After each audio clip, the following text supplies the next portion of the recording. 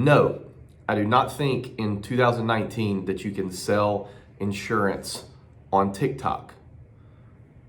But what's up, everybody? Bradley Flowers here with Portal Insurance. Yes, this is the third rant video I'm doing. I'm finding I'm getting a really good traction on some of these and answering some questions. You know, I like to film the calls with agents that I get with questions around marketing or starting an agency, running an agency, that sort of thing. And there's been several situations recently where I've just been so outrageously busy that I cannot film those calls. So what I'm doing is I'm sort of answering some of the questions here in a more long form video. And it's working really well, getting a lot of positive feedback, especially on LinkedIn. If you're watching on YouTube or LinkedIn, please subscribe below on my YouTube channel. Really appreciate it. Knew it saying that. If you're watching on Instagram, really appreciate it. But one of the questions I've been getting a lot, especially since I'm super passionate about marketing and social media in general and things like Instagram, is TikTok. And I have a lot of agents reaching out to me like, Bradley, what do you think of TikTok? This, that, and the other. How should we approach that? Do you think it's worth getting an account? Do you think it's just stupid kids? This, that, and the other. And the first question, and I was given a keynote address last week to NAFA of Montgomery, Alabama. It's about 50-ish people in attendance. It was an evening event, really nice event. If you're in the Montgomery area, hit those people up.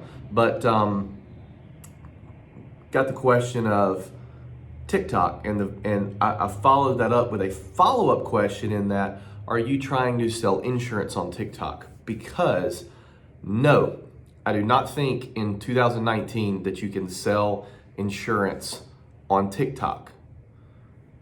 But I would have said the exact same thing, or people said the exact same thing about Facebook in 2006, 2007, 2008.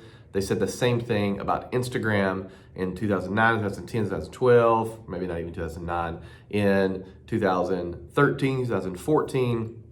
And they said the same thing about Snapchat in 2013, 2014, very shortly before I was actually selling life insurance on Snapchat to kids buying it on their parents. Nothing shady going on or anything like that. It was just legitimately kids in their mid to late 20s. I'm on there talking about life insurance. I worked for a carrier at the time that pushed life insurance heavy. So I'm on there talking about life insurance, and next thing I know, I had kids wanting to take policies out of their parents. I was talking to the audience, talking about the importance of that, this, that, and the other. So anyway, no, I do not think you can sell insurance on TikTok, but I think you can in the future. And I know I've had some friends who've had some success. My buddy CJ Huntenspiller with Huntenspiller Insurance in Nashville, Tennessee, had a video that I think got like 20 million views or something like that. I had a video that got, I think, 10,000 views. It was a video of my wife. She said something hilarious, and I was like, please say that one more time for TikTok. A few more friends getting in the 100,000 view range. So I think the organic reach is huge. And I think anytime there's a platform that the organic reach is huge, you need to jump on that platform early. Here's the catch though, you don't need to jump on that platform with the intent to sell insurance or the intent to sell a product. If you go to TikTok right now and your sole purpose is to sell insurance, you are going to fail.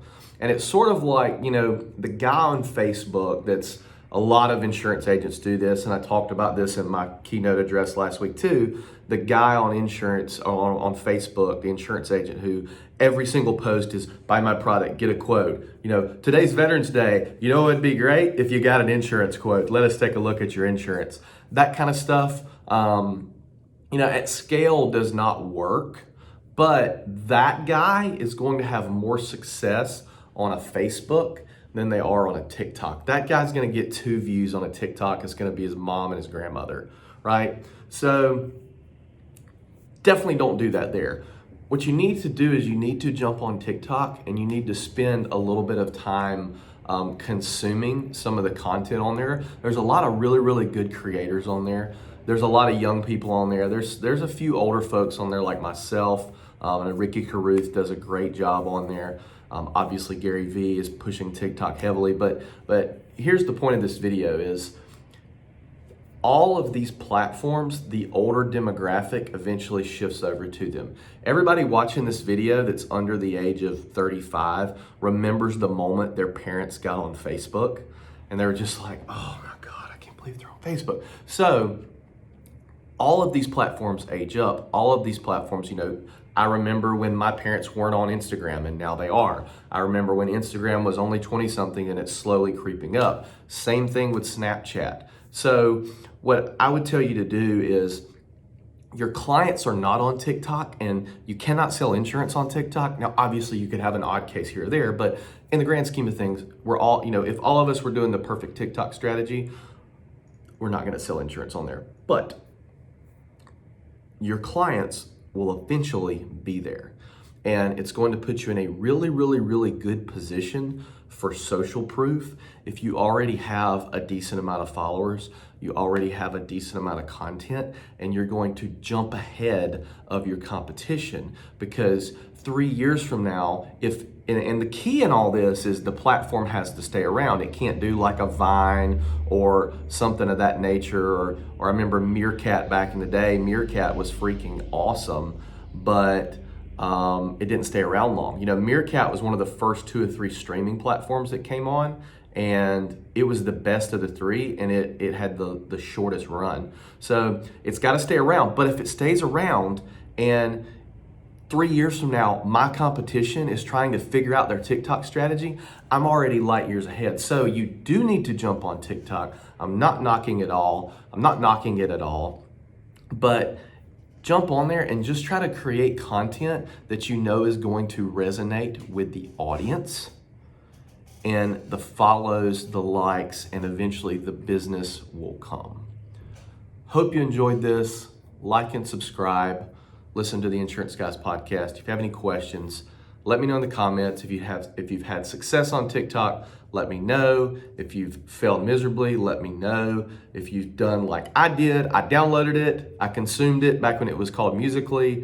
It was okay, deleted it, didn't like it, downloaded it again when it became TikTok, watched it, didn't like it. Now in the past 4 weeks, I've re-downloaded it, recommitted to it, and I have absolutely fell in love with the platform from a content creation standpoint. Let me know your thoughts.